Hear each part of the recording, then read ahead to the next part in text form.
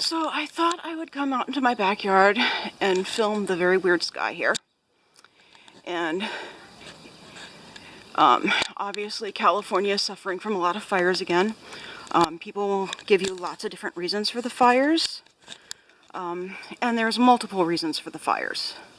One is that there is an invasive beetle that's not native to America at all, that has infested a lot of trees in the forests and stuff, and the so-called environmentalists will not allow for the diseased and infested trees to be removed, and so they die and they provide a lot of fuel. And it's ridiculous because the beetles aren't even native to America, so therefore the trees should be removed for the good of the environment. And speaking of invasives, there's a lot of invasive plant life, like pampas grass. Like there's 3 parks that are all interconnected: Fairview, Talbert, and Canyon, all here in Costa Mesa. And people will not allow for the removal of the invasive wildlife in those parks, and they will not allow for the removal of the invasive plant life that is also in Banning Ranch. And they will lie and say that people want to build 900 condos and a sports bar and a great big sports stadium in Fairview Park, and that's not true. All they wanted to do was remove the invasive plant life and put in handicapped accessible ramps so disabled people like my mom could enjoy the park.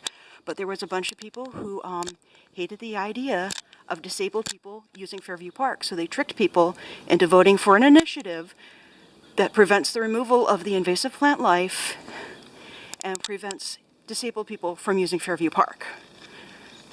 And I would repeat what some of them said, but I know that they would come back and try to sue, but they've posted really nasty things about disabled people.